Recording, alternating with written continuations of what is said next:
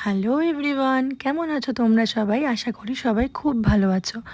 নতুন বছরের অনেক অনেক শুভেচ্ছা। অনেক দিন পর তোমাদের সাথে অন্যরকমের একটা ভিডিও শেয়ার করছি। দিনটা ছিল 1 ডিসেম্বর, আমার জন্মদিনের ঠিক আগের দিন। এবছর ঠিক করেছিলাম নিজেরা সেরকমভাবে সেলিব্রেট না করে কিছু দুস্থ মানুষদের খাওয়াবো। যেমন কথা তেমনি কাজ। সেদিন সকালবেলা ঘুম থেকে উঠে চলে গেলাম বাজারে, গিয়ে সব কিছু কিনে আনলাম। সব ক্লিপস নিতে পারিনি, বাট ছোট ছোট ভিডিও নিয়েছি, চেষ্টা করেছি সবটা তোমাদের সাথে শেয়ার করার।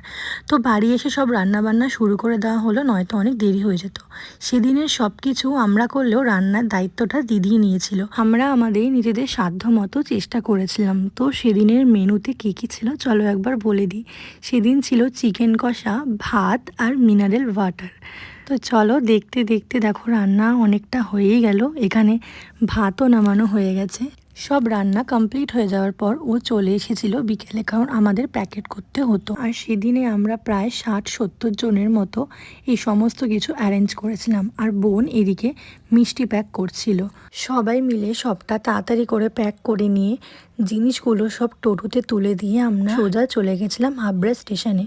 তো হাবড়া স্টেশনে পৌঁছে যাওয়ার পর সবাই আমরা একে একে সবার হাতে খাবার তুলে দিয়েছিলাম। স্টেশনে যারা যারা ছিল আমরা চেষ্টা করেছিলাম সবার হাতে খাবার তুলে দিতে। আমার কাছে খুব স্পেশাল একটা দিন ছিল এই দিনটা, কারণ এই দিনটার জন্য আমার ভাবনা চিন্তাটা অনেক আগে থেকেই ছিল। সেই মানুষগুলোর মুখের হাসি মনে পড়লে আজও শান্তি লাগে আমার, কারণ তোমাদের সাথে ভিডিওটা আমি অনেক পরেই শেয়ার করছি। সবটা রেকর্ড করতে পারিনি, যতটা পেরেছি করেছি। আমার পাশে আজ সবাই না থাকলে হয়তো সবটা হয়ে উঠতো না। যাই হোক, এরপর বাইরে থাকা ভ্যান কাকুদের ও রাস্তায় কিছু মানুষদের খাবার দিয়ে আমরা বাড়ি ফিরে এসেছিলাম, কারণ রাতও বাড়ছিল। চেষ্টা করব প্রতি বছর যেন এরকমভাবেই কাজ করতে পারি। কেমন লাগলো ভিডিওটা অবশ্যই জানিও। ভালো লাগলে লাইক, কমেন্ট, শেয়ার করে দিও। Thank you so much.